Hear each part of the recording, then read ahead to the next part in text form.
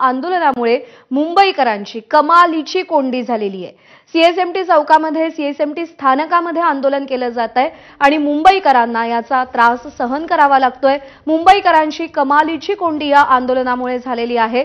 CSMT स्थानक जे मध्य रेल्वेवरचं हार्बर रेल्वेवरचं एकूणच मुंबईतलं अत्यंत महत्त्वाचं असं स्थानक आहे आणि त्या स्थानकावरती प्रचंड मोठ्या प्रमाणात अशी वाहतूक कोंडी त्या परिसरामध्ये झालेली आहे आणि सीएसएमटी स्थानक जे मुंबईतल्या नोकरदार वर्गासाठी अत्यंत महत्त्वाचं स्थानक आहे। या स्थानकातून रोज लाखो मुंबईकर प्रवास करत असतात, आपलं ऑफिसेस गाठत असतात। खरं तर घड्याळाच्या काट्यावर धावणारे हे मुंबईकर, पण त्या सगळ्यांची या आंदोलनामुळे कमालीची कोंडी झालेली आहे। तर सीएसएमटी स्थानकामधून मिकी घई आपले प्रतिनिधी सध्या आपल्या सोबत आहेत। मिकी, घड्याळाच्या काट्यावर धावणाऱ्या मुंबईकरांची कशी कोंडी होतीये या आंदोलनामुळे? अगदी तू जसं म्हणलंस की घड्याळाच्या काट्याप्रमाणे धावणारी जी मुंबई आहे ती गेले 4 दिवसात जर आपण बघितलं तर ती आता हळू झाली आहे। कारण सीएसटी स्थानकावर ज्या पद्धतीने मराठा बांधव या ठिकाणी जमलेले आहेत, तर दुसऱ्या बाजूला जे आझाद मैदान आहे तिथं देखील खूप मोठ्या संख्येने मराठा बांधव जमलेले आहेत। आणि आता जर मी इथले चित्र दाखवलं तर हे कुठलेही प्रवासी नाहीत, तर हे सगळे मराठा बांधव आहेत जे आंदोलनासाठी संपूर्ण राज्यभरातून इथं पोहोचलेले आहेत। आणि त्यांच्याशी जर बोलायचा प्रयत्न केला तर एकच मागणी आहे की आम्हाला आमचं आरक्षण मिळावं, यासाठी आम्ही इथं आलोय। आज 4था दिवस आहे।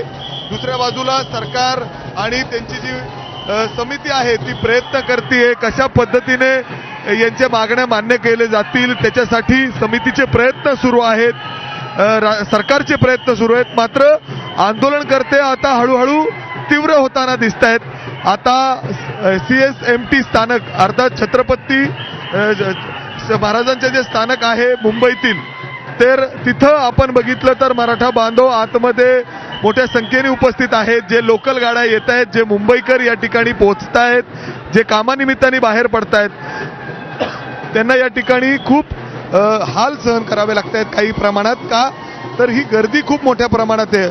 आपण बघतो नेहमी मुंबईतील रेल्वे स्थानकावर गर्दी असतेच, मात्र आता हे मराठा बांधव जे आंदोलन करते आहेत ते मोठ्या संख्येने इथं आल्यामुळं ही गर्दी आणखीनच वाढलेली आहे। त्यामुळं आता सरकारवरचं ताण आणखीन वाढलेलं आहे। कशा पद्धतीने लवकरात लवकर यांच्या मागण्या हे मान्य होतील, त्याच्यामध्ये काय सरकार करेल, काय पावलं उचलेल हे पाहणं महत्त्वाचं असणार आहे। मात्र आता जर आपण बघितलं तर पोलिसांचं बळ या ठिकाणी वाढवला जातोय। आताच काही वेळापूर्वी जे रेल्वेचे एसपी आहेत त्यांच्याशी देखील आपण संवाद साधला। त्यांचं म्हणणं आहे की आम्ही आणखीन पोलीस बल या ठिकाणी बोलवलेलं आहे। का तर जे लोक येत आहेत त्यांची संख्या खूप मोठी आहे। जसं जसं वेळ जातोय त्यामुळं प्रवासी खूप मोठ्या संख्येने या ठिकाणी येत आहेत। त्यांना कशा पद्धतीने डायव्हर्ट करता येईल, सहजतेने बाहेर काढता येईल, कुठलाही अनुचित घटना या ठिकाणी घडणार नाही याची काळजी पोलिसांवर आहे, त्यांची जबाबदारी या ठिकाणी आहे। आणि त्यामुळं आपण बघतोय पोलीस खूप मोठ्या संख्येने आहेत, मात्र आंदोलन जेवढे आहेत त्यांची संख्या देखील खूप मोठी आहे।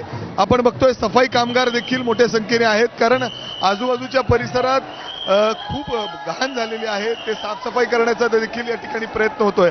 आपण आंदोलनकर्ते बघितलं तर अशा पद्धतीने खेळ करतायत। या ठिकाणी फुगडी खेळली जाते, कोणी ढोल ताशा वाजवतोय, त्या गजरवर या ठिकाणी ठेका धरला जातोय। या सीएसएमटी स्थानकावर असं सगळं चित्र या ठिकाणी पाहायला मिळतोय आणि याच्यापेक्षा मोठी गर्दी सध्या बाहेर रस्त्यांवर आहे, कारण अनेक रस्ते सध्या बंद आहेत।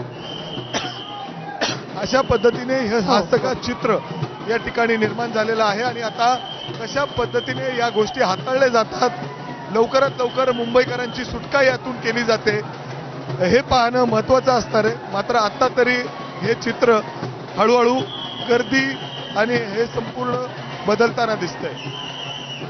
खरंय, त्यामुळे ही सगळी परिस्थिती लवकरात लवकर नियंत्रणात आणणं हे खूप मोठं जिकिरीचं आहे। मिकी, तू सोबत